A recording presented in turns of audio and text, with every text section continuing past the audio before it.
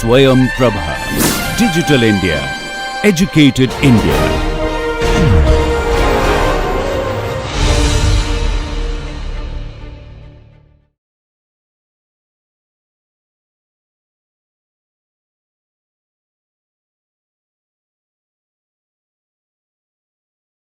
Okay, I am going to begin with some practical problems and try to show how they introduce notions which are mathematical and somewhat abstract.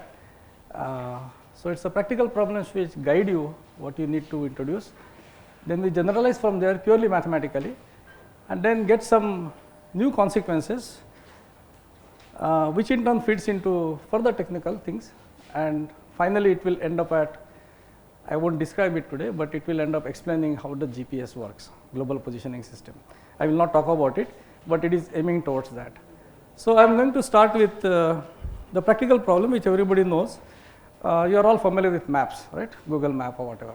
So, typically maps will show various roads and markings on the buildings, etc., tell you where you are if you position yourself and plot the route, right?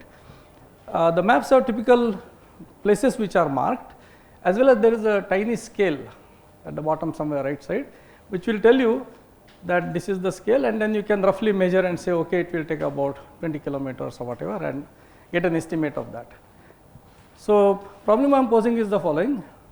So, map has these two ingredients. Places of interest are marked, and there is a method of estimating the distance between the two given points. That is the basic feature of any map. So, I am trying to now find out.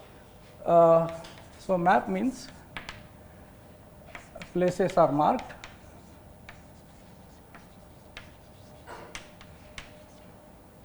and distances can be estimated. Now, what does marking of places mean? You can either say label it, okay, this is a restaurant or this is a building or something. But more importantly, at least some of the maps, if you see, if you hover the mouse, you will see there are coordinate labels.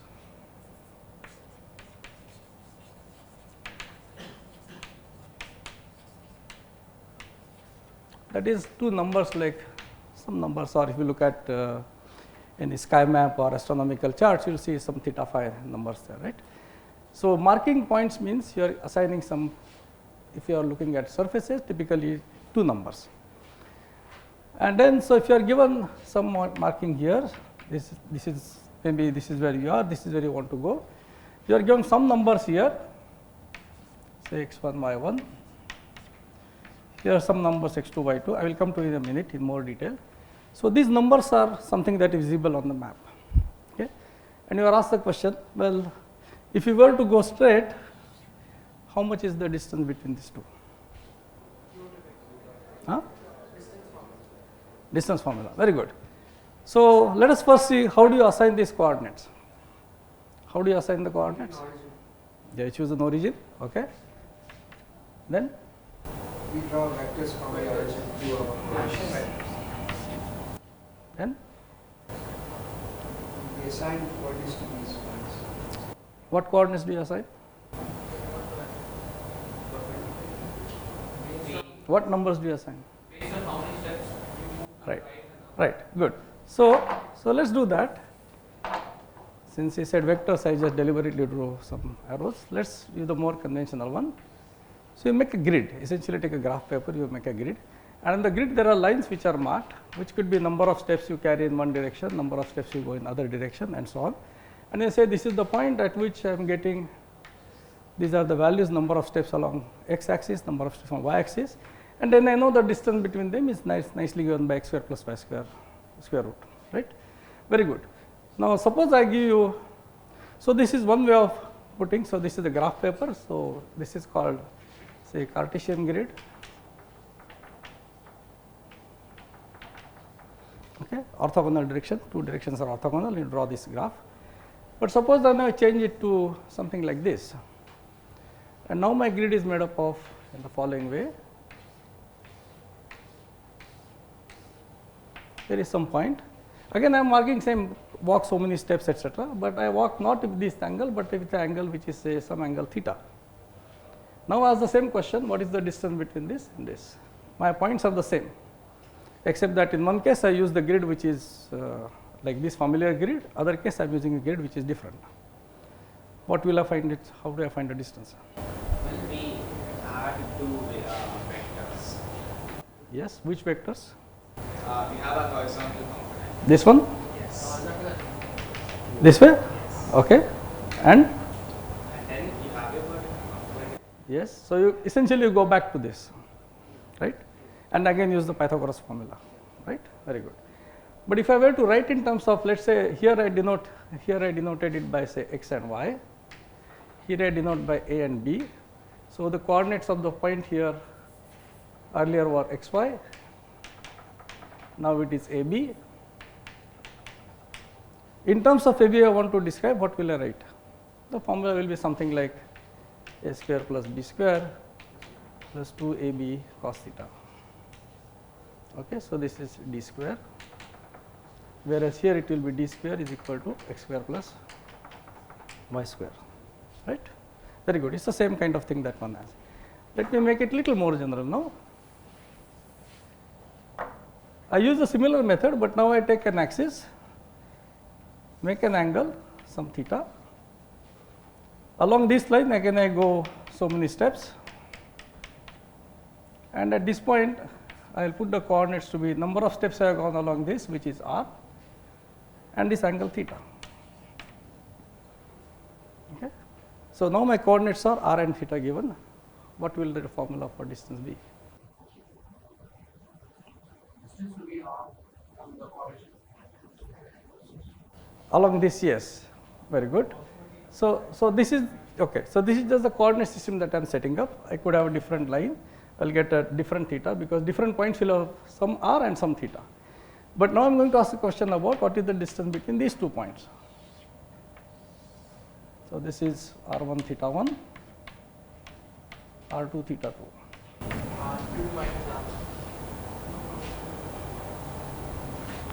It is not as simple as that. Okay. So what you can do is, so let me draw the figure again. So here is my point. This is, let me take this together. This is point 1, this is point 2, and this is the distance that I want. So this is r theta. This is r plus delta r, theta plus delta theta. Okay. I want this distance. Yeah.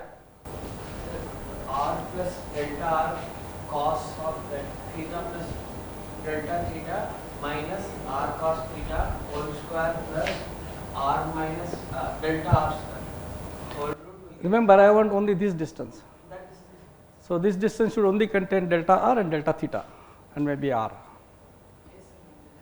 Okay, fine. I can't translate your equation so fast. How did you get it? so we can draw perpendicular to the point and So again, convert it to the Cartesian problem by components and use the same formula. then we can Yeah, no, I mean nothing wrong. That's correct. Other ways to say that I can also use the Cartesian formula by looking at this little piece here, find out what this distance is, what this distance is. So this is at the same radius, so this is delta r. This is supposed to be r times delta theta, but this is now a right angle triangle. Use Pythagoras again, you get the same answer. Okay, is that clear? Okay, so here the formula will be. So now we'll write notation which is little different. Delta r square plus r square delta theta square, right? Now, so notice one thing, there I have written x, y and a b, but I could easily write the points which are neighboring, so it becomes delta a, delta b and delta x and delta y.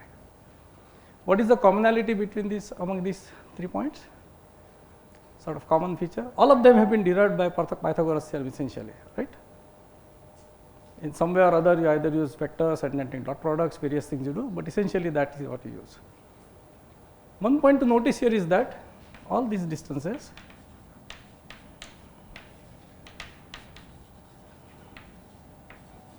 are quadratic expressions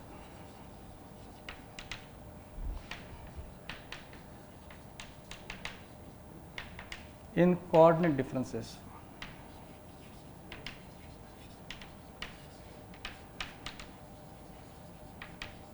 right? Some coordinate difference, there is some coefficient sometimes.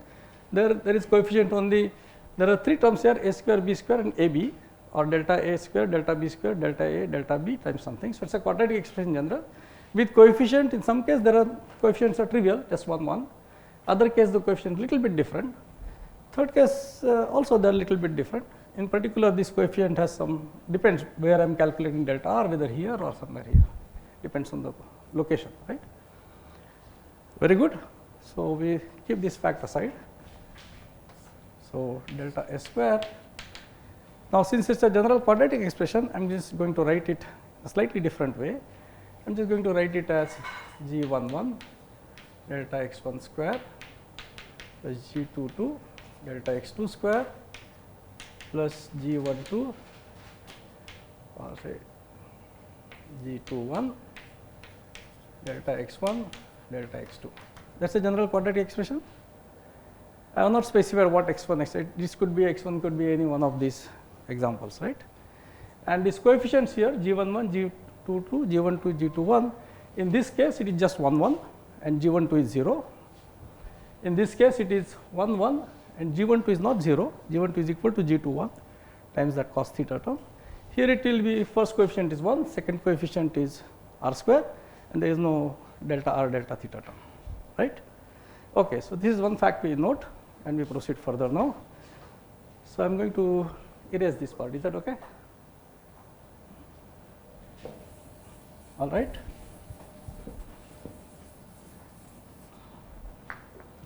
Let me now ask the question, fine, this is all seems to be working beautifully on a piece of paper or plane or whatever. Now, let me try to follow the method on a sphere.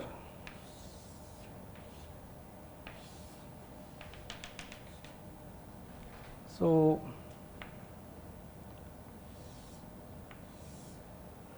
on this also I now want to follow the same method, choose some directions. So, I choose a direction here, go say eastward, this is earth, draw so many points and keep doing it. At this point make 90 degrees, go up, again certain number of points, say this way we go 5 steps, this you go 6 steps, and then again from here draw 90 degrees and continue and go 5 steps, come here, right. Now, instead of following this way, going this first and going that first, I now go the other way around, I go here first, same number of steps and go up, but I end up getting here. So, depending upon how I proceed, whether I go east first and then north or vice versa, I do not even get to the same point. So, I can't use this method for assigning labels. Method which works beautifully for these 3 cases does not work here. Now, if you want to make a map on just a city or something, which is fine, that first method is fine. If you want to make a map for all of earth, that method is not fine. So, we need to do something different, all right. So, what is it that one can do? Well, now I will make a little more jump and say, all right, if I do not have a surface like sphere, if I am going to generalize from my plane to sphere, why not just take an arbitrary shaped balloon, okay, just squeeze it whichever way. So, it has some random surface, random shape like this. Okay. It may have some holes also, does not matter. Now, I want to put coordinates on this. Of course, our earth is not like this, so we do not have to worry about holes there, but you can take this sphere anyway, it is not a perfect sphere, it is ellipsoidal and so on and so forth. But for if you are making generalization, why not go full steam, right. Here if I want to now assign coordinates, what will I do? I can choose some point, but that is of no use because the neighborhood of this point and neighborhood of this point is very different. So, there is nothing special. I mean, it will depend upon which point I choose. That did not happen here. In the previous examples, I could choose the point anywhere. It did not matter. I can't do that here. So, different method is adopted. We do therefore the same thing. We make a small grid, okay, but now make it with a rubber sheet, so that it is flexible. So, you take a rubber sheet, mark your graph paper on that, put numbers 1, 2, 3, 4, 5, whatever numbers you want. Okay. Now, take that and stick it on top of it.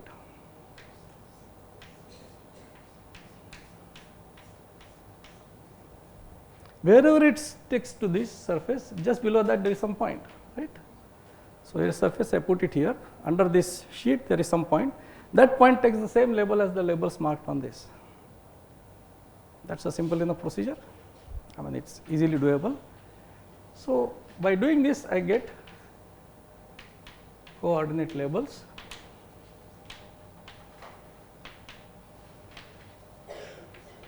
for points on the surface. Right? Is that clear? All right. Now there is only one problem, because I am going to ask next question. Fine, you have got these labels, but what about distance measurement? How do I estimate the distance? I don't know. Because I am giving a rubber sheet now, somebody stretches it more, somebody stretches less, somebody takes a different direction. Where sticking onto this doesn't stick the same way, may stick it in different way and so on. So everybody has their own choice of assigning labels. It's democracy, you can do that. All right, we accept that, but I still need to find out what is the distance between these 2 points. Remember, here it is plain sheet. Once it's rubber sheet put on this, it gets stretched in different parts. So I can't use the Pythagoras theorem from here to write it here. So I have to do something else, but I don't know what to do. So what is the guidance now from here? We want to make some progress. What do we do? This is where we recall this expression. Okay. We say that whatever distance we are going to assign here, we don't know what it is. It's some distance for sure. If I really have the surface is steady enough, rigid enough, I have small meter sticks, I can go there and put it there or walk there, whatever, I can do so. So I will know the distance between them empirically, I can measure it, but I cannot do it always. So I need some formula, some practical method of doing it. I can get the coordinates, but I don't know how to write the rule to go from coordinate differences to the distances, that I don't know. But I know something from previous examples, that the expression relation between these is always quadratic. So I postulate that let there be some Gij's. So for distances,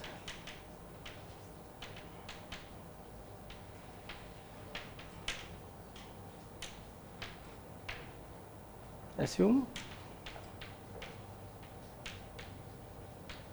some distance, some coefficients. I will call them Gij. These Ij are 2 labels, each one taking value 1 and 2, just as here 1 1, 1 2, 2 2 and so on. So Gij has they take 2 values. So I need to give this.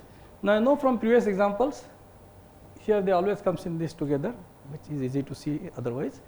So this will be something which is will satisfy the property that this is same as Gij. If you interchange the 2 labels, it's the same thing. Not only that, here we saw the example, it depended on one of the coordinates in some complicated cosine function, so it's not simple power. In this case, it had well, r square I raised.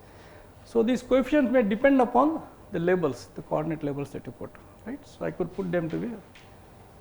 Now general coordinates, I am going to write this simply as denote the x, some x, I don't know what they are. So this is going to be my formula, delta a square Gij of x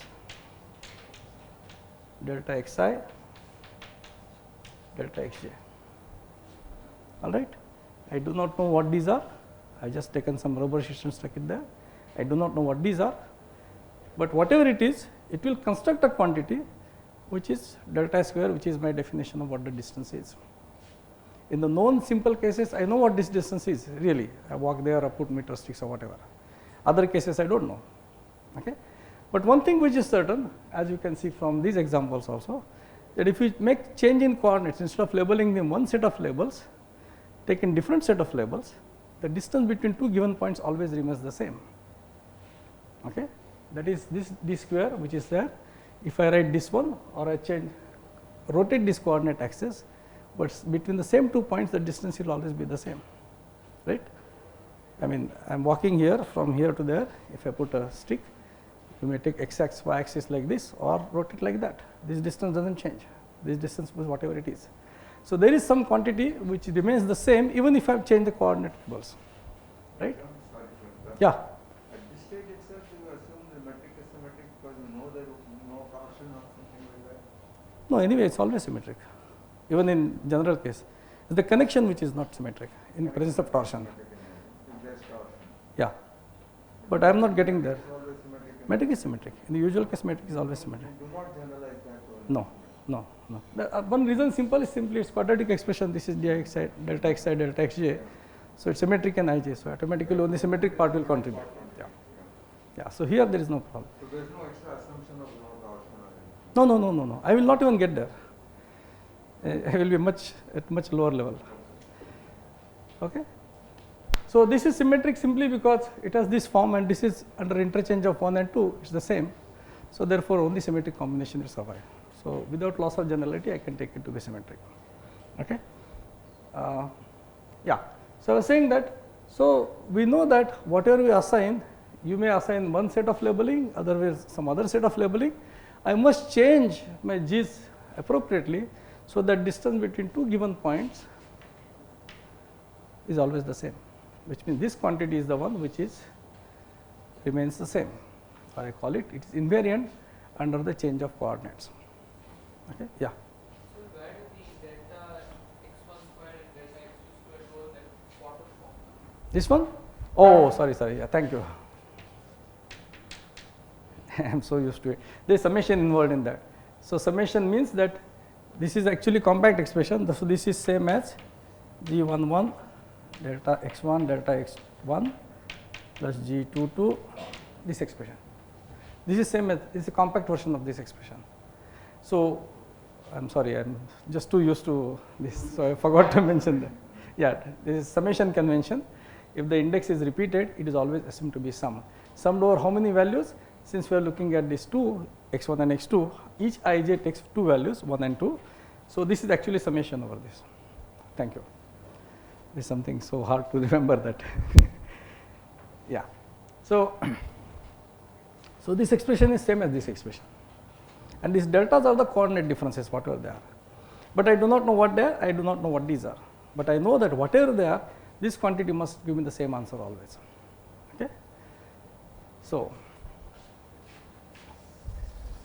and when I say this is distance, again in known examples, I know this distance is really distance. I take meter sticks and put them one after the other, I will calculate the distance. That is the physical quantity. That does not change upon how I label my coordinates, how do I stretch the labels and so on and so forth. It is independent of that. What changes is that these guys will change, these fellows will change. They must change. Because if this change and this does not change, this cannot be consistent.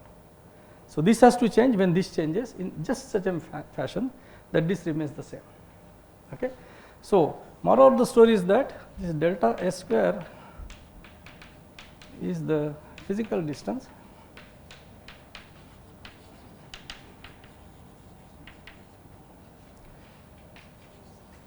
while the coordinates differences and these coefficients are called metric coefficients, the GIJs. Okay.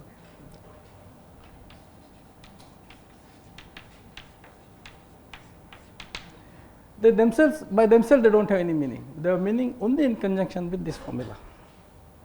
Okay. So, for example, if I go back to this example now, replace x and y by delta x and delta y, then it says that when I do such a thing, if I put 2 points where delta y is 0, then the distance delta x is same as the distance that I measure.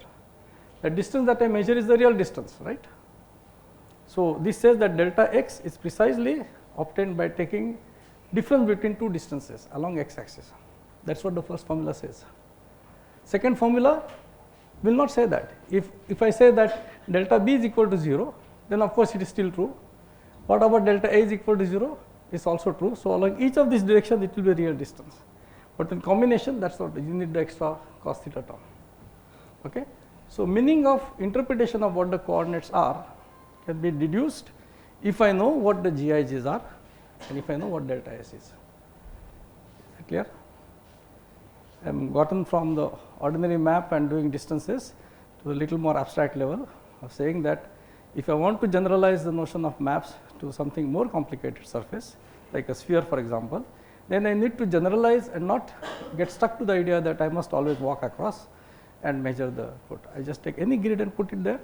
but then I must remember, if I make this arbitrary freedom, I must also allow me the freedom to change the GIJs, and they must be chosen in such a fashion that this remains the same. Yeah. Sir, how do we know that the distance for the expression for distance is always quadratic no matter the? That is from the examples. In 3 dimensions also quadratic. I will just come to 3 dimensions in a second. Yeah, yeah. I will come to that. Yeah, yeah. What are the coordinate differences in the metric coefficients? Sorry. Yeah. While the coordinate differences, and the metric coefficients do not have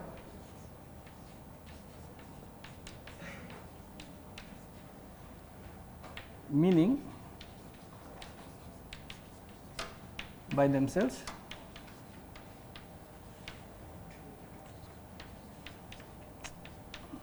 sorry, can you read it? By themselves, but only in this combination this acquires a meaning and gives the distance between the 2 points. Okay, so that's the essential point I want to get. I will generalize in a second. So is this lesson clear? We are faced with the problem. I am familiar with some set of maps, what the distances are. I am now faced with the problem of generalizing it to Earth, let us say. Then I already need to make these changes. But now once I make the changes, then let me go one step further, go to arbitrary fellows. And now I see that I need to generalize in such a fashion that I must get this object. Okay. In general, I do not know what GIJs are and what delta x's are. I have to specify that. Only after it is specified, I know what the distances are, vice versa. Okay. So now let us go to one step further. Is this part clear? Because I am going to go generalization of that. So coming to your question, this was in 2 dimensions. Well, if I were to do it in 1 dimension, what will I get? I will just get a line and delta x square, that is all. If I have 3 dimensions, where will I need 3 dimensions? Not going in a city but in a car or something. So why would I need 3 dimensional maps? Yes. So for example, I am going hiking, I go to some peak, some height, and I have to go to some different peak, and I know the road is all winding and so on and so forth. But if I were to take a plane or as the crow flies, the distance will be different. That is the distance I want to know. So therefore now I need feel the need that I need to go to 3 dimensions to address this issue. So what do we do? Well, we simply generalize the formula, same expressions, but I, j variables take 3 values, 1, 2, 3. That is all. It is still a quadratic expression. Why? Because if I take these 3 dimensions, I suppress 1 dimension, take one of the delta x equal to 0, remaining points has the same formula as before.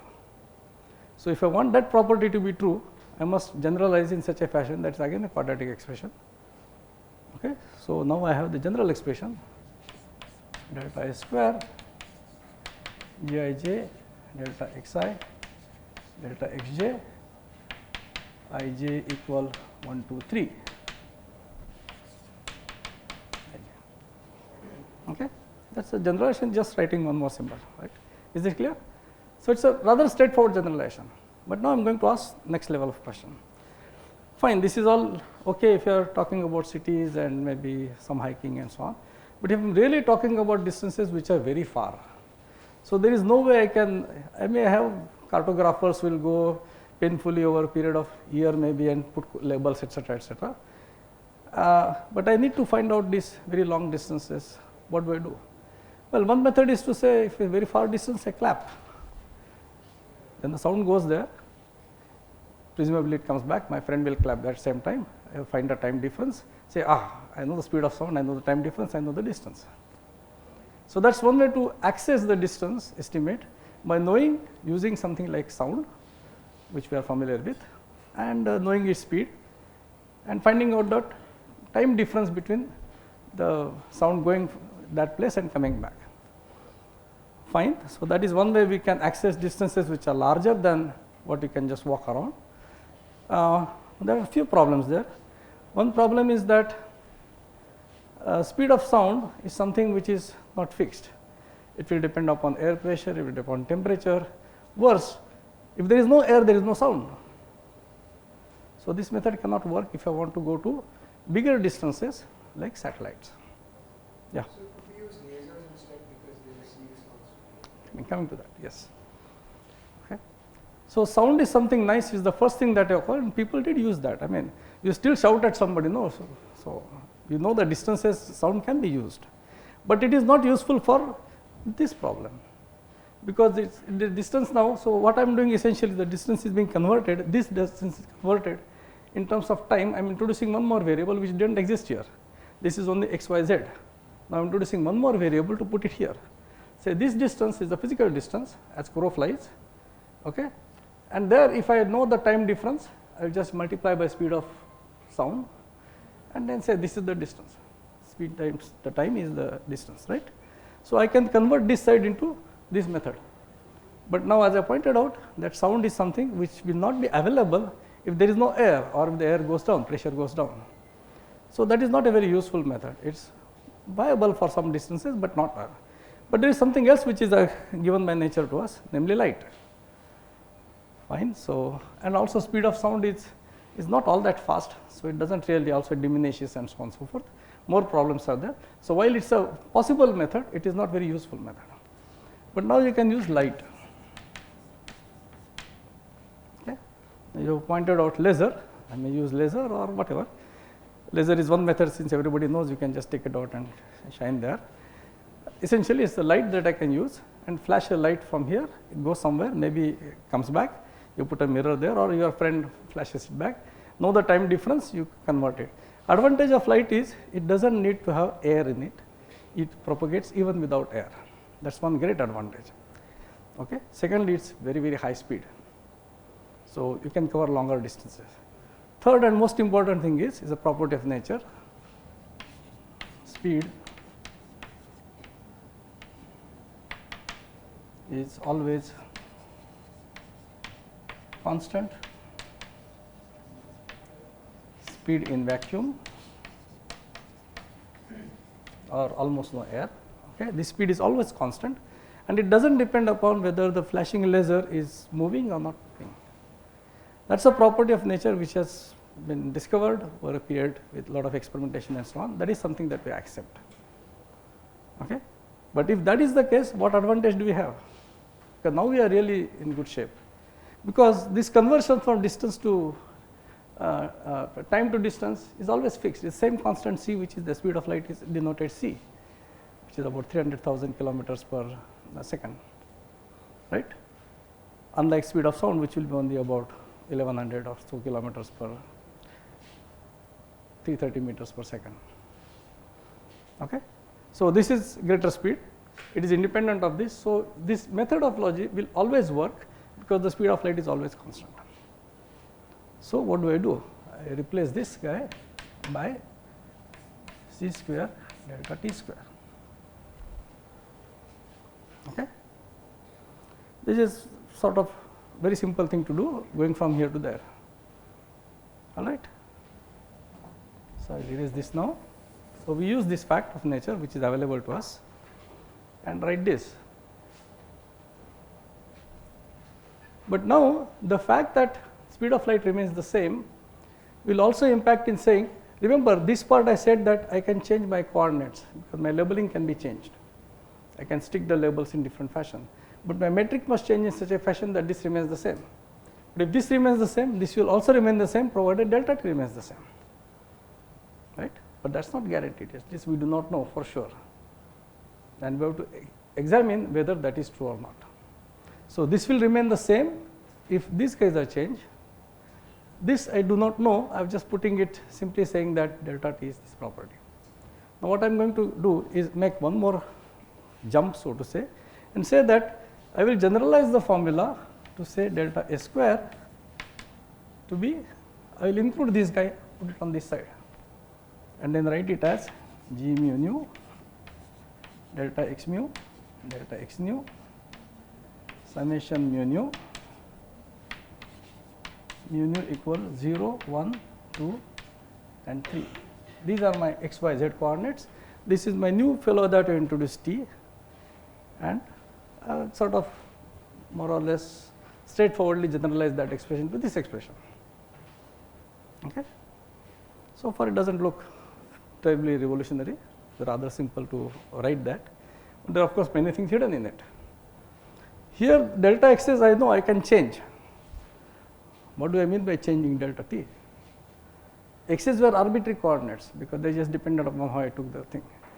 What about this t? Who is t? How is t decided? I say my watch, your watch, it goes. But by writing it this way, I am putting delta t on the same footing as delta x. If delta x can be changed, so can delta t.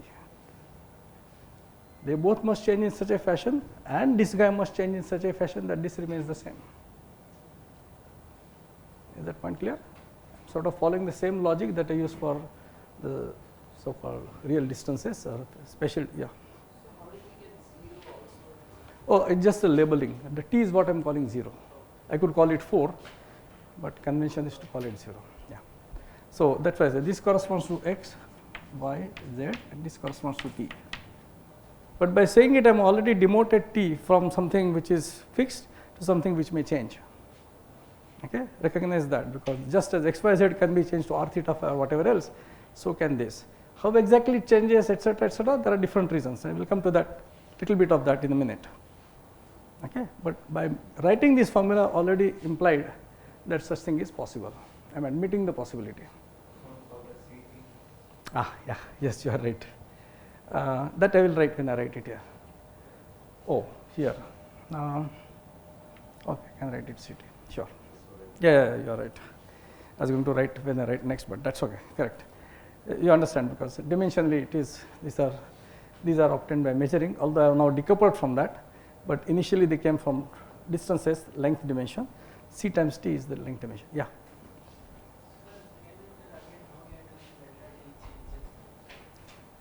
No, this delta t again is the time difference, right?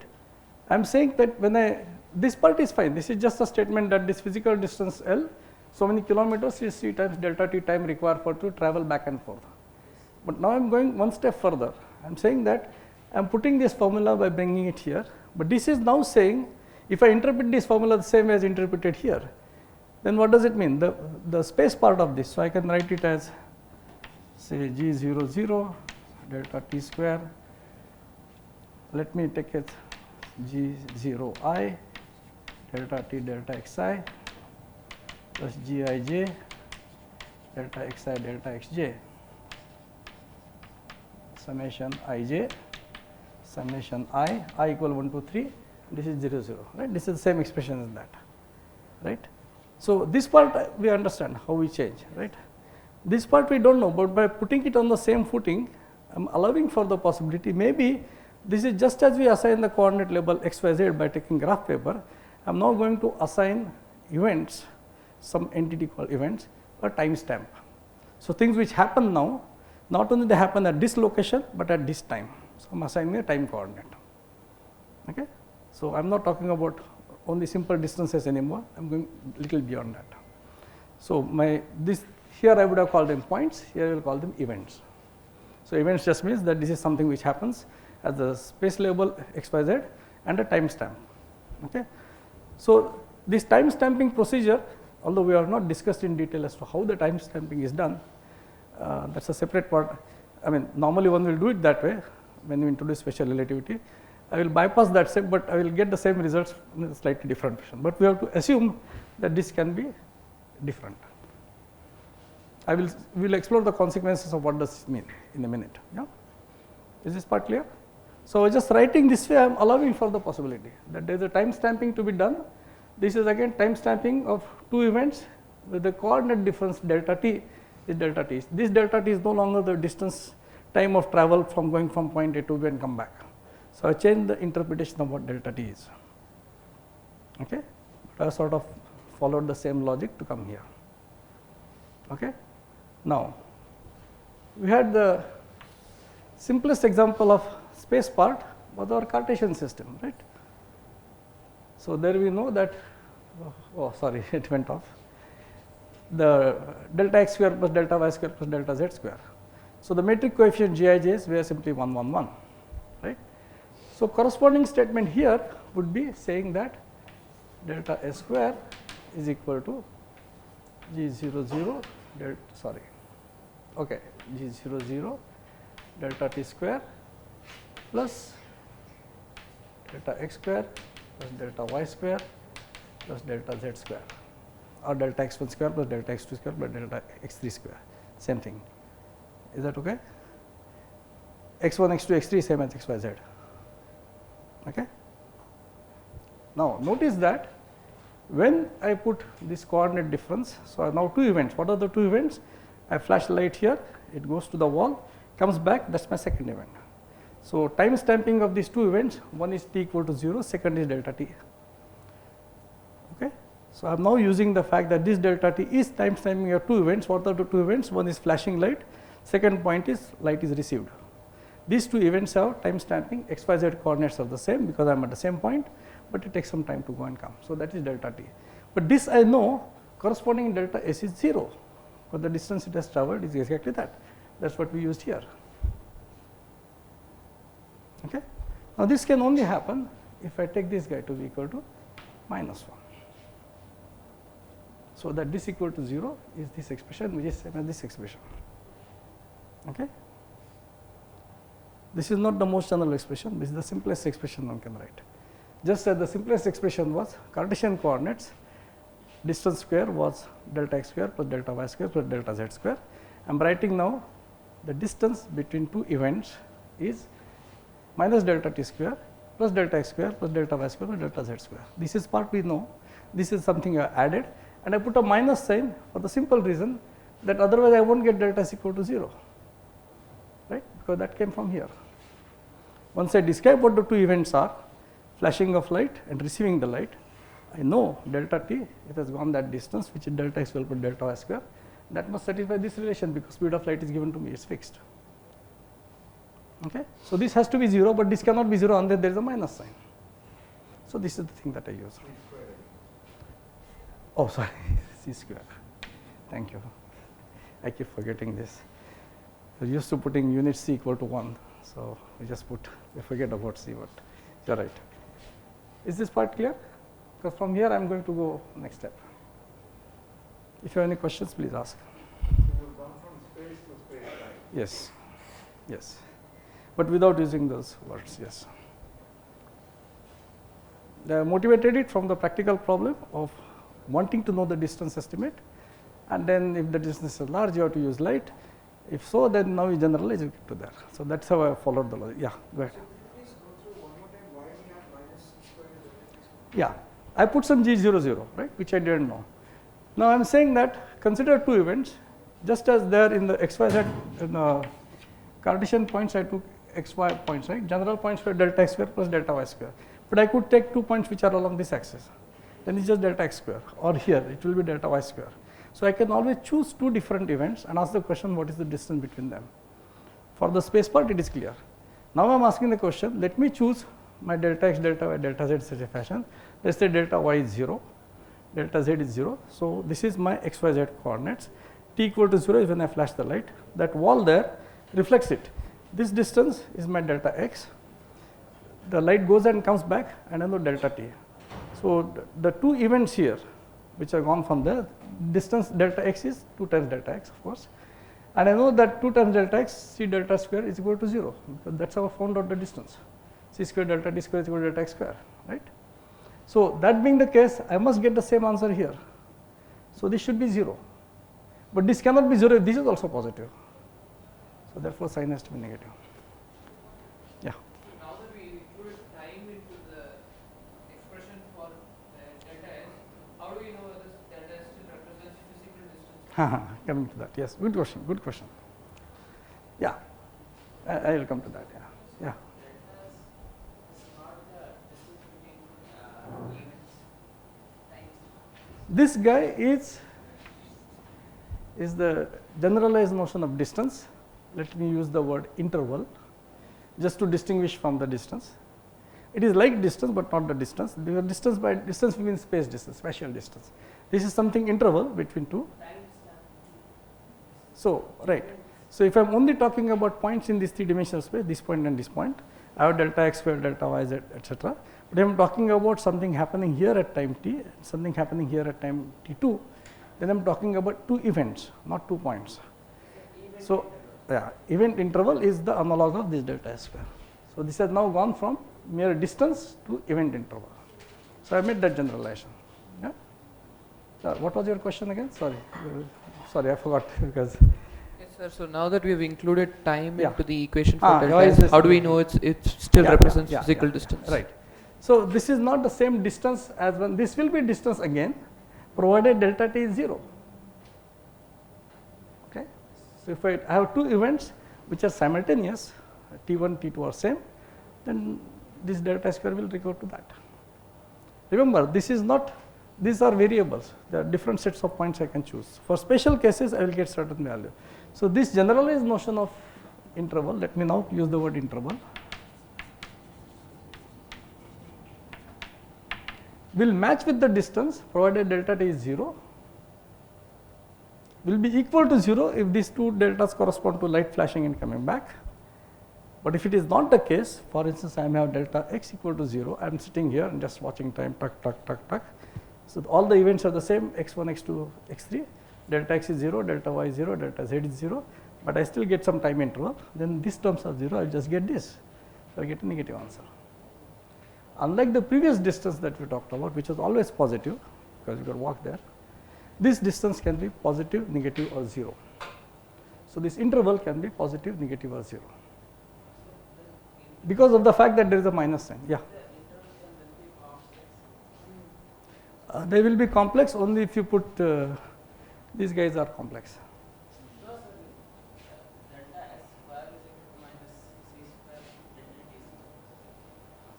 Yeah.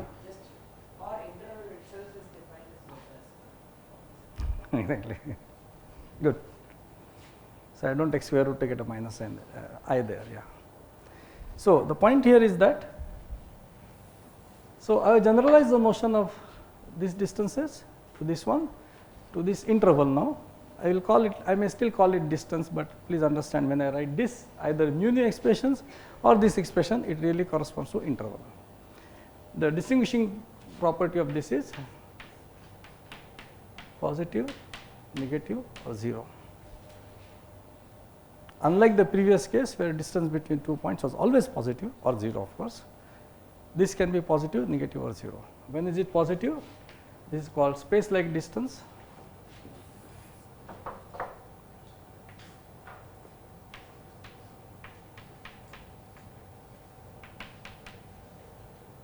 So this interval is space-like, for obvious reason it looks like space, it's positive. If it is equal to 0, it's called light-like.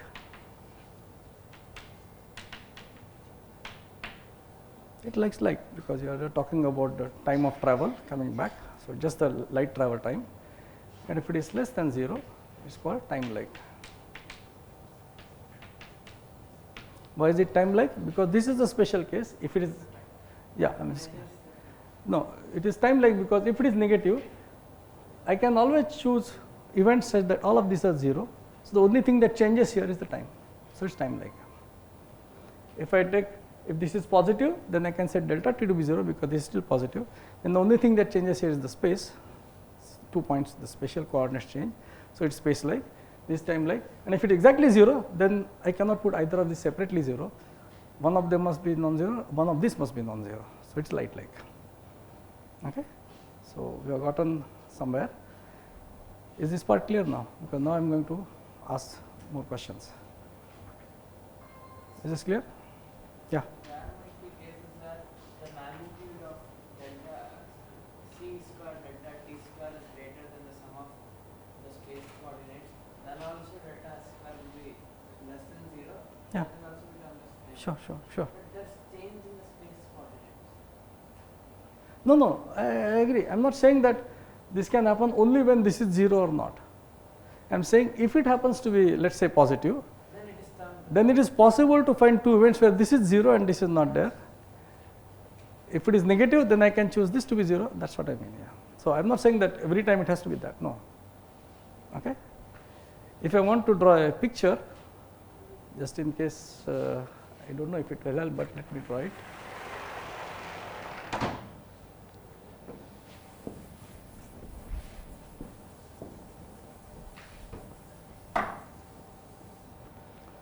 For just one dimensional thing, because that is the picture I can draw, 2 dimensions is a little difficult to draw. Then I have the following picture. This is my t axis, this is my x axis. Okay. since I do not have here Gij's off diagonal pieces, so it is, I can draw this as a vertical line 90 degrees, although 90 degrees here has no particular meaning. Now you can see that this 45-degree line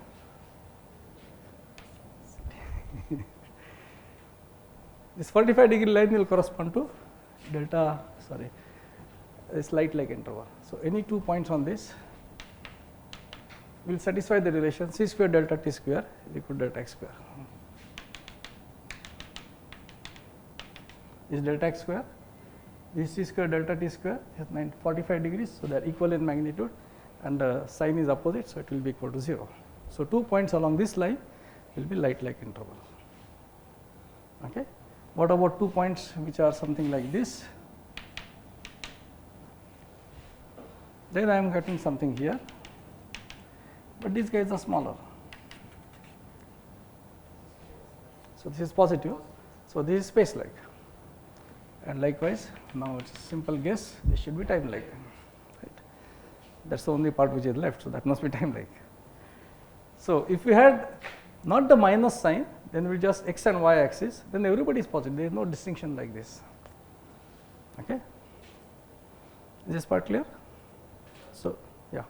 So since delta square is in this case this is one dimension, it will be delta x. Just one of the coordinates, delta x or delta t is there and delta x is there. Yeah. So delta x square will be delta x square minus c square delta t square. Correct. So c square delta c That is there. delta t square is always positive. C delta t is always positive. Yeah, because delta t is real, so delta real number square is positive. So Yes. x can be negative. Delta x can be negative. Oh, delta t can be positive or negative. That's fine. I mean, see, if I look the event this minus this, I am not talking about going forward or going backward. That's not what I am talking about. I am only talking about time stamping. So when we say that if it is larger, this has happened afterwards, other will say it has happened before. Delta t, which is just the coordinate difference, that can be positive or negative.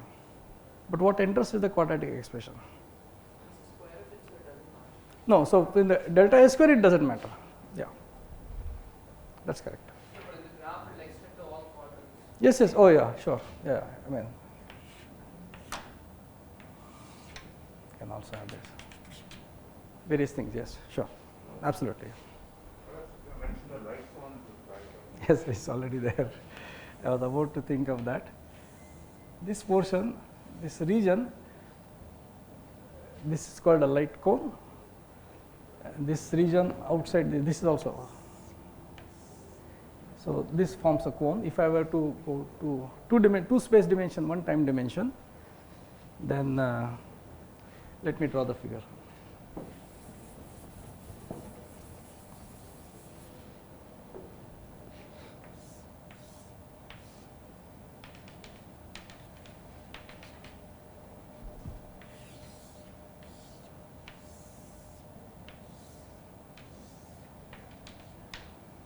So I have drawn a light cone from origin.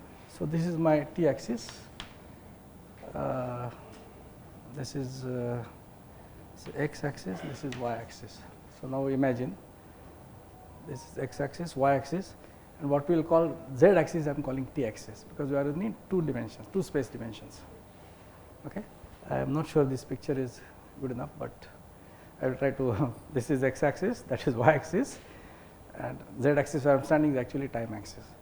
So I draw a circle around it, this one, which means x y values. So in the x y plane, it is a circle. So I draw a circle here. At different times, I see my same circle. But now I take the 45-degree lines going from there, passing through the origin, that forms this cone. That's why it's called a cone, shape of a cone. Regions inside all of this will be time-like. Regions on this will be light-like, and regions which are outside are space-like. Simplest is the one-dimensional picture, because that's where it is easier. Here it can be a little more dicey, so let me not. It gives the impression of cone, but one will have to worry about a little more. So, okay, I won't need to use this picture, but since you mentioned, it's called light cone, and this first picture I do is called Minkowski space-time diagram. That is just in case you want to Google search. Minkowski space-time diagram is the name for that. But I am not going to go into that now. I am going to go to a different problem. Okay. So, let me erase this. Remember, I mentioned that the coordinates by themselves do not have a meaning, metric coefficient by themselves do not have meaning, it is only the interval which has physical meaning, but that is the one which either says is real distance or real time interval. Time interval on what clock? I have not specified that. So, now I want to ask the question that if we have this expression, that one on the top, okay, what does it tell me? So, I claim it will tell me that two different clocks which are in relative motion will tick differently. Okay, I claim, and I will try to prove that using that formula alone. Okay. So, all I know is that the space time interval, I mean time in that our notion of interval is given by that, and in fact I do not need all three of them, but let me keep it does not matter. Okay. I am going to now look at two clocks. I do not know what delta t means, I do not know what t means, I do not know what x means, y means, they are just coordinates. Their coefficients are the metric coefficients. All I know physically is the delta s square, and if delta s square is positive, it is space like. So, that will really correspond to distance. If I took meter sticks, I will get that value. If it is negative, it will be time like, it will correspond to the statement that it is time interval on a particular watch, physical watch. It is not some label which is assigned somewhere. Okay. And if it is something in between, that will not look at, will not get there. All right. So, this is the part I want to look at. So, now I am going to, since time intervals are, you will say delta t square is real. So, I will define it as follows: delta s square equal to c square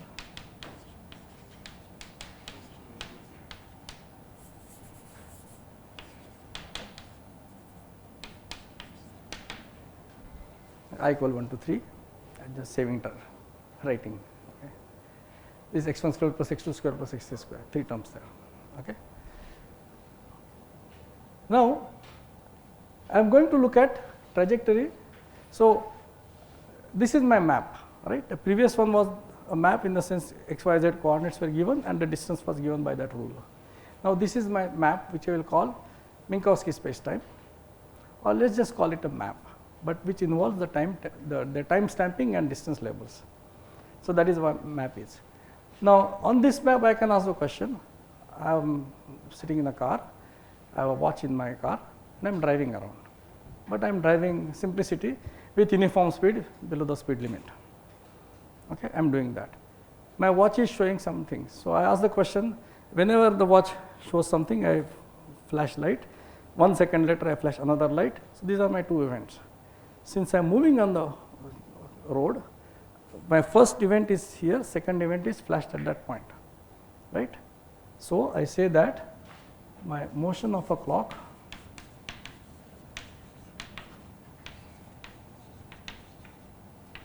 is given by delta xi is equal to vi times delta t. So, x component of the velocity, y component of velocity, z component of velocity multiplied by time is the corresponding delta x, delta y, delta z, right. If I am moving with uniform velocity in time delta t, I cover a distance delta x in the x direction, v x times delta t, v y times delta y and v z times delta z. So, this is what I get. Okay. So, my delta t is defined by flashes of lights which are given by my second. First second, second, third second and like that. In that I cover a distance delta xi which is given by v times that. V is my normal speed Hessian speedometer. For this case, if I want to find out what is delta s square, what will I get? So, for this delta s square equal to minus delta t square, sorry again c square, this is okay. Sorry? Yeah. Let me write, yes. C square delta t square plus delta t square summation I v I square, right. So, this is same as minus delta t square 1 minus v square over c square. V square is the velocity vector square, so the speed square, right? Is this fine? Since now I cannot go faster than speed of light, okay? So just as the intervals were divided into positive, negative and 0, it turns out that the speeds can either be always greater than speed of light, or exactly equal to speed of light, or always less than speed of light. There are 3 classifications you get. That part of special relativity I will not discuss. Okay. So since we are talking about, I am going in a car, I am sitting here, so this v is always less than speed of light. So v is less than c, this is always positive, this is positive, therefore delta s square is negative, which is fine because the interval is defined by the clocks. So I will call this as minus c square delta tau square. Delta tau square is positive. So I define delta tau by this relation. This interval is c square times delta tau square, the minus sign. Okay. Is it fine? This is just algebraic change. I have calculated this interval for a clock which is moving. I find out what the interval is. I just call that interval as minus c square delta tau square. So this c square cancelled and delta tau square is equal to this one. So this tells me that delta tau square delta t square 1 minus v square over c square. Right? This is just convenience for getting rid of the sign. All right? Yeah. Yeah, I am just coming. Yeah, just 1 second. Since this is related to this, this is something interval. That's a physical entity. That's a real quantity. Okay. So now let's ask the question: if the clock were not, if the watch were not moving on my map, so that the coordinates were not changing, that is v equal to 0. V is called a coordinate velocity, because what is changing with the clock is the coordinates are changing, right? Coordinate differences are generated by the time intervals, right? So this is coordinate velocity. Okay. If coordinate velocity is 0, then this delta t same as delta tau. Delta tau is physical interval, and now that I have adjusted sign is the time interval. So this delta t that I am talking about corresponds to the time interval as measured by a watch which is not moving with respect to the map that I have. Is this part clear? So let me write it. I will maybe need another 10 minutes or so. Is that okay? So we see that delta t is the time interval measured on by a clock or watch which is at rest with respect to the map. By map I mean whatever grid I have laid down, okay, by real map that I have. So I obtained an interpretation if v is equal to 0 from the same formula. So that means the watch is not moving. T, x, y, z have been assigned whichever way. I am finding out what does delta t mean. Since this equal to 0 means this is equal to that, and delta tau is a time interval. So this is time interval measured by whom? By the watch which is at rest. Okay. So this is the meaning of what delta t is. Using the expression for the metric and coordinates, obtained the interpretation of what delta t is. Is that clear? Okay. Now what happens if the speed is v? Now take a second clock which is actually moving. Then this one, delta tau square will be this expression, right? This delta tau is not same as the previous delta tau. Previous delta tau was something where a watch is sitting, and for each of its tick, tick, tick, tick, it is flashing and finding out what the delta t is. That is delta tau. Now I am defining a different two events, namely by watch which is moving, which is flashing light with its clock. Tuck, tuck, tuck, it is doing. Yeah. When you said the flashes of light is shown after each tick, the tick is according to the watch inside the car or outside the car? It is the clock in the car. Yeah. If V is equal to 0, then it's the same as watch for the person standing outside. So delta t is the time interval of the person who is sitting inside the car. In general, sitting inside the car, yes. And tau is of that person sitting. Tau is the interval defined by the two events which are to be specified. Unless I specify the two events, delta tau has no meaning. So I must specify what the two events are. This is the most, I mean, all the relativity paradoxes that you will come across are related to not identifying what are the two events that you are talking about. Once you know the two events, the formula will tell you, you will be safe. Yeah. Yeah. Sir, if you take, so delta t, which is on the left hand side, is the delta t time interval measured by a clock which is at rest with respect to the map. Yes. So, sir, if we keep the map, No, which is wait. This delta tau is just the time interval because this is positive, time like interval. So whatever is the between two events which are defined, whichever way you define, this delta tau is the two events whose interval is time like will define the delta tau. I am now saying what is delta t. Okay, delta t for what? I am defining the two events by a watch which is flashing light as per its tick tock. Those Sir, are two events, consecutive events. For that, the corresponding interval is always delta tau. sir, so which delta t is with respect to with The clock stationary sitting with at the respect- stationary. With respect to map, it is not moving. Sir, which one? Delta t. See, delta t is the time interval, okay, defined by ticks of a clock, which is not moving with respect to the map. Sir, there are two Because delta then the v is equal to 0, right? Clock is not moving, so v is equal to 0. Then it is equal to that. This time like interval, so this time interval is same as that. In other words, delta t is the invariant interval, therefore it's physical. Okay. Earlier delta t was just some labels. Now I am saying that who is delta t? Delta t is precisely the intervals which are physical intervals defined by two ticks of a clock which is at rest with respect to the map. Sir, so if v changes, Yes. if v is something which is not 0, Yes. then which delta t would change? The left Delta hand t side or remains right? the same because my map coordinates are fixed. My two events are changing. So in my diagram here, okay, this is my clock which is moving, okay, it's some speed v. My t axis delta t is this one, whatever delta t's are there. Who is the delta t? If there is a clock is not moving, this line is going to be like that. That clock ticks are same as these ticks, whereas the clock ticks which will come here will be like that. So I have to find out which two events I am talking about, and that corresponding interval will give me this. Is that clear? Yeah. Yeah. So in the first case, I consider events defined by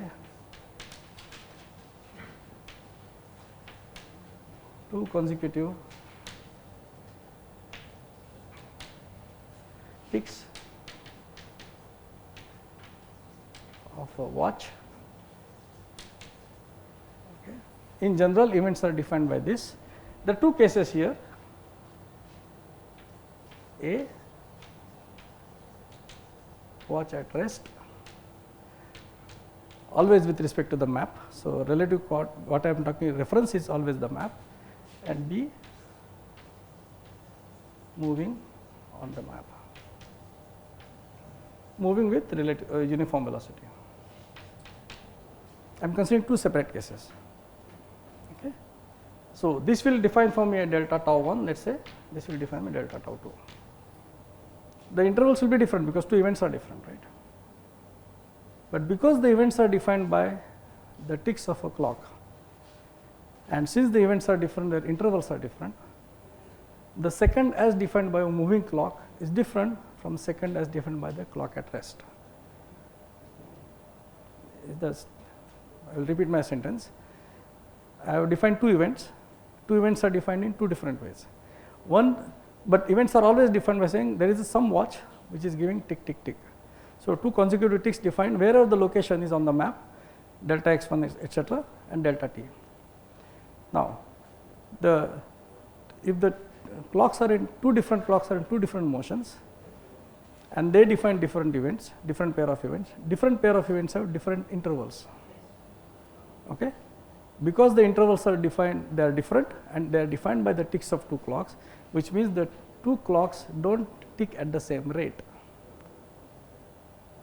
Okay. Explicit expression I will write in a minute, but you get the point. Notice one thing, given a pair of events I have an interval. I am looking at only those pairs of events which are whose interval is time lag. Okay. So, we will first of all restrict to that and forget about delta is positive, 0, etc. Okay. Now, give me a pair of events, I will give a delta tau. Now, I take this pair of events, I get one number. I take this pair of events, I get different number. This pair is defined by a clock which is moving. This pair is defined by a clock which is not moving.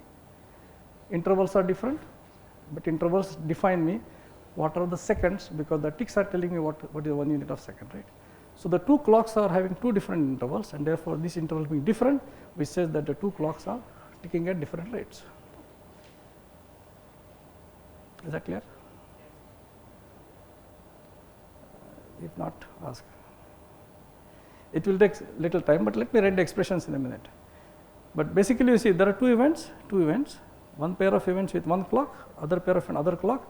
If two events are pair of events are different, their intervals are different, but intervals correspond to the ticks of clock, which are seconds as defined by clock 1 or clock 2. Since they are different, the clocks tick at different rates. There is no flow of time which is doing something uniform, all that is ground. I am not talking about that at all. I am talking only about as something which is measured and defined, namely clock ticks of a clock which tick tick tick do. The clocks need not be a watch, it could be my heartbeat, it could be something else. I will come to that in a second. Okay? Just some periodic event which gives uniform ticks. If the ticks are in relative motion, the rates are different. That is just a consequence of this statement. Just given this expression, we can derive what it means, knowing that these by themselves have no physical meaning, only this one has physical meaning. Is that clear? When you study special relativity, you will derive the same result with a slightly different argumentation. I am basing it entirely coming from maps, because we know 3-dimensional ordinary space maps. I simply generalized, gotten to this result will be consistent with that, it has to be. Okay? But I am arguing from the point of view, if you give me a map and this rule, then I will derive everything else. Namely, the time dilation. What is the formula for time dilation? Now, I already told you that two events are intervals are different. What is the relation between two intervals? Obvious question, right? Well, we have one which is v equal to 0, one with v not equal to 0. So, this is delta tau as defined by a clock which is moving. So, let me call this. So, this expression delta tau v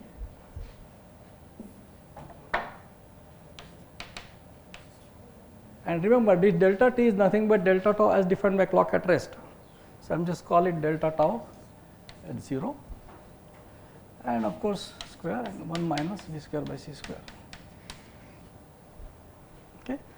Remember this notation is little different from what we will come across. Usually the interval will be this 0 and v will be reversed. But since I am following a certain logic, I am following the corresponding result. This is a reminder that this is the clock which is moving with velocity v, speed v. This is the clock which is not moving with respect to the given map. Okay.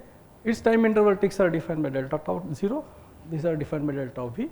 The relation between them is given just by that, which is same thing as saying that delta tau v, delta tau 0, square root of 1 minus v square by c square. Okay. But this quantity is less than 1. So, this is less than 1.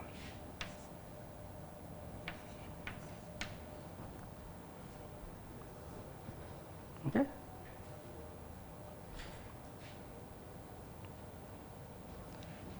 So, for example, if this shows 10 seconds, this will show 15 seconds, just to give some numbers. Okay. So, this fellow will conclude that this clock is moving, it is slowing down. Okay. Go over this formula yourself. Algebra is very simple, algebra is 3 lines, but interpretation of what is meant by delta s or delta tau, what is meant by delta t is crucial ingredient here, and what are the two pair of events you define. Once you get this thing clear, rest is clear. Yeah, yeah, go ahead. Yeah. Sir, can we define the map itself as being moving? The map itself is moving it with respect to that decalculated velocity. With respect to which map? It's moving with respect to which map? We said which Yes. is moving with respect to a stationary map, let's say. So you have two maps. Yes, two maps. One map is moving, Yeah. and then on that map. By map, what do you mean? X, Y, Z, T. Yes. Okay. So So that X, Y, Z, T moving with respect to Z means what? I know what X, Y, Z moves with respect to another X, Y, Z. This plane moves with what is X, Y, Z, T moving with respect to that? I know what X, Y, one map, X, Y map moving with respect to X prime, Y prime. A plane sheet goes like this. But what does it mean to say a map which is X, Y, T moves with respect to X, Y, X prime, Y prime, T prime? What does it mean to say two time move with respect to what? So let us say that you're defining a map which has its origin around something which is moving. Okay, so fine. Now, this expression which is there, it is possible to have another expression. This is just to answer his question.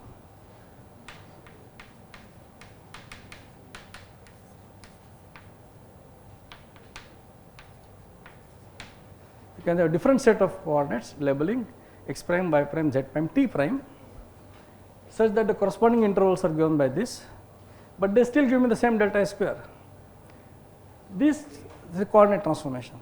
If you call this as a two different maps moving, yes, you can do that. And then the fact that this has this particular form will say that these transformations have to be what are called Lorentz transformations. That is because I have chosen this specific form. This is like saying that if I have two-dimensional Cartesian coordinates, x and y, x square plus y square is something given. This grid, I have got this grid, I have rotated, I have x prime, y prime. Okay. For same points, I have two different sets of coordinates. One is x, y, other is x prime, y prime. The distance is invariant because I have rotated. There is a formula which will say why it is invariant, when it is invariant, and so on. So, if you want to say this as two maps moving, then yes, you can have a different map which has the same physical intervals. Remember that, just as the delta s here was the same. Okay.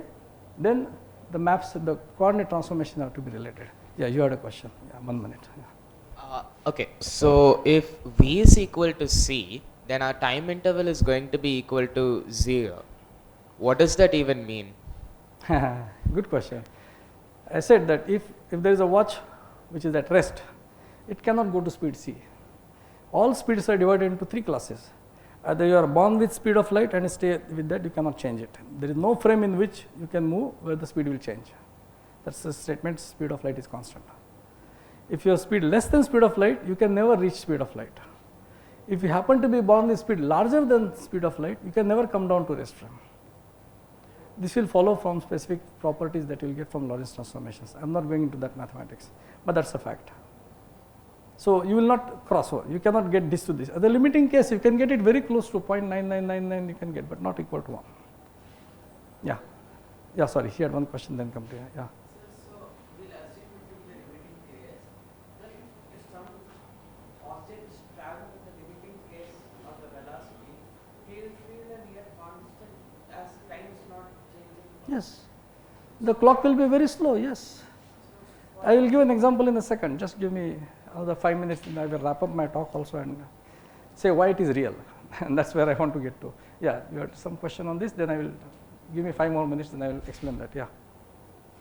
Yes, sir. So let us say we have one map 1, which is stationary, with as stationary as it by want to itself, be. there is no stationary Yes. map is As map. by itself, and then let's say I have map 2, Yeah, and map 2 is linked, like the origin of map 2 is defined using a photon which is moving at the speed of light. doesn't matter, yeah. Yes, sir. So now let's have an object which is stationary in map 1. In map 2, it will be moving at the speed of minus c. So if you substitute in that equation, that stationary object No, is because experiencing the equal to law of zero. velocity of addition is not simply v1 minus v2. In special relativity, if I have one frame with respect to something moving at speed u, I am moving with respect to that with speed v, then that speed of that object relative to that is not v1 minus v2. The law is more complicated to ensure precisely the question. Otherwise, I have speed of light, I go at speed of light. Does that become speed 2 times c of speed of light? That will contradict the statement that speed of light is always constant. So, my law of addition of velocity must change in such a fashion that this does not happen, and it does. But I am not discussing special relativity fully, but yeah, you are right. Okay, so let me make one statement because I can take 5-10 minutes, no? So, and the statement is the following. All right, this is fine generalization. We made one jump somewhere and gotten into this funny thing of minus c square d square. Is this any real thing? Do the clocks really go at slow speed? Or is just some mathematical stuff you have done? How do we test it? So, this change in clock rates is called time dilation because of the formula that this expression being what it is. Okay. And the answer to that is yes, it is experimentally seen. And how do you see it experimentally? Well, the experimental thing is the following. I will be very brief about it, but just indicate what it is because I am running out of time. It so happens that the cosmic rays which hit the upper atmosphere, they are mostly protons and they produce pions interacting with the nuclei of the molecules up there. They produce pions, pions will finally go into decay into mu mesons or muons. Okay. And these muons further decay into electrons and neutrinos. So, this is the process, physical process that happens. Now, it so happens that, so you have the process P plus nuclei goes to pions, which goes to muons, which goes to electrons plus neutrinos. This is the process, elementary process which takes place. It is this process which has the property that on an average muon will decay, that means muon will get converted to electron or whatever it is in about 2.2 microseconds. This is something that you do experiments in lab and see. Okay? There are a few subtleties here, but let me gloss over those. Okay? So, this number is 2.0 microseconds. It is called the average lifetime of a muon at rest. That is in the rest, whatever is, that is what you see in the lab. Okay? Now, here is my atmosphere. Here is the muon counters. I find out how many muons are passing through per second at this level. I find out how many muons reach here. Now, remember, muons last only for on an average 2.2 microsecond. If they are going at speeds which are, remember also in that formula, if V is very close to 0, much more smaller than c square, then that is same as that there is hardly any change in clock rate, which is why you do not see the time differences, we just go in a car. Okay? But if that V is very close to speed of light, then that change is significant. Now ask the question, if this is going, if muon is coming down here with some speed V. So, as an example,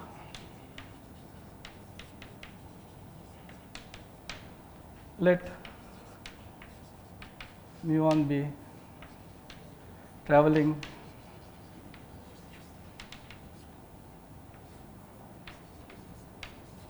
at v is equal to 0.98 speed of light in actual experiment which was done by Hall and Rossi in 1940.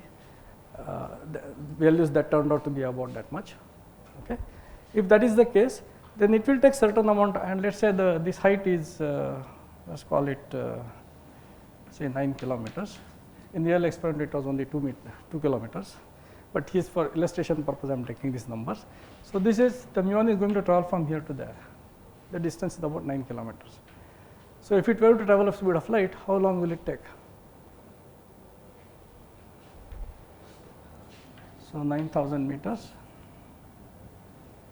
I need some space now.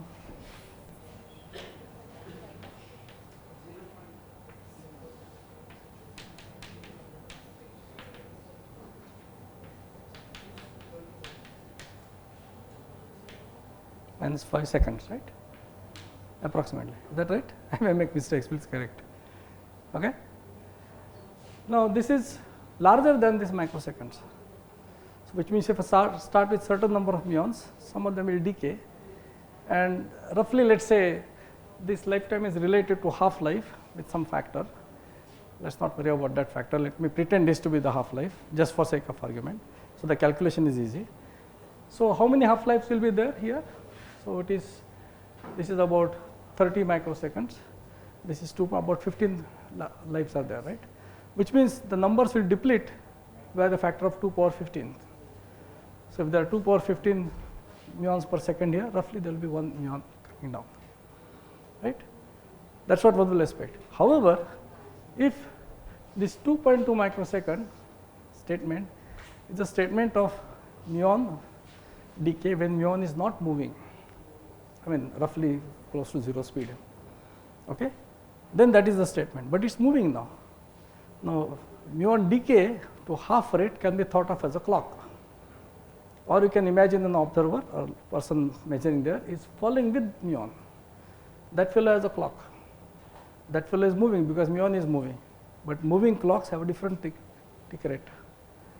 By how much does it change? By the formula that we have upstairs. So then, so this implies about 15 half lives, roughly, right? 30 divided by 2.2, whatever, some number, okay. So that means the depletion will be that much. However, this 2.2 microsecond is not the right thing to do, because that clock rate, because I am measuring this 9 kilometer distance is done by my clock. So I am the clock at rest. My map is the earth map, okay. That is my time which I am looking at, that is the time it takes. This is my clock. Muon clock is different because muon is moving. So what is the factor that you will get? That 1 minus v square by c square factor, it will enhance by that. So half life of moving muon will be 2.2 divided by square root of 1 minus v square by c square, and this number is I think this is about 2.2 into roughly about 5. I calculated it. You can check it. I have done the calculation, so I don't want to write. So this factor is about 1/5. So that this number will become 5 times more. That means this will be approximately 10. Okay, this is delta t, the time. So I will, although muon when it's at rest is decaying at 2 point, with respect to my time, if I can know what is half life is, that should be about 10 microseconds. This is only 30, so only 3 lives will be gone. That means it will deplete only by a factor of 10 to power 3. So instead of 2 power 15 is depleted by a factor of 2 power 3. So ask the question, given the rate here, what is the rate of muons observed here? And from that infer what should be the speed of light, I mean the speed of the muons, what should be the v. It turns out experimentally that this v turns out to be the number that I quoted, and what you see here is not the depletion that you expect from 15, but depletion that you expect from 3, which means the clock which is moving as defined by the muon half life is actually ticking at different rates compared to our clock. Okay. So this is the proof of time dilation effect. So that effect is not simply mathematically that we arrived at, though it can be arrived at the way I described, but it's a physical effect which is there. Okay. Now I will just make 2 comments. One is that the same kind of map, you can now generalize the map from that simple expression to a different expression, and that will tell you that the clock now introduce gravity, so make that metric which is different, that a clock which is at height will tick at a faster rate compared to clock which is at sea level. This is called a gravitational time dilation. I will not discuss it, but can be derived exactly same manner, the metric will change. Okay. Now these 2 effects, that the clock's rates are affected because they are moving and clock rates are affected because they are in gravitational field, both effects are essential because they will affect the travel time of signals from the satellites to your GPS device. And if they affect that, if you do not take into account that, your GPS calculation will be completely haywire. Experimentally, when they first flew the GPS satellites in 77, it was pointed out you must take into account this and just correct for this error. If you do not include that, they said no, we do not believe this is too small, 1 part in 10 power 10, it does not matter. So they put the instrument, I mean put a device which can make the correction to the clock, and then the clock was flown, and in 3 weeks it went out of synchronization. So, proved that gravitational time dilation has to be taken into account. Only when you do it, you will get the GPS distance will say within 10 meters or 15 meters. There are many sources of errors, etc., etc. But all these effects which are coming from the simple, relatively simple, there are conceptual jumps here of course, simple calculational methods by which actually affect the practical matter. So, we began by saying that practical problems introduce the abstract notions like metric here. Same notion then give consequences which are validated by experiments, and they also feed into the actual technology, the real practical thing like GPS that you use in the mobile, it actually impacts there. So, that is the chain of logic I wanted to follow, which is what I have done. If you have more questions, you can ask me later. Tomorrow I will talk about completely different topic, not this one. So, thank you.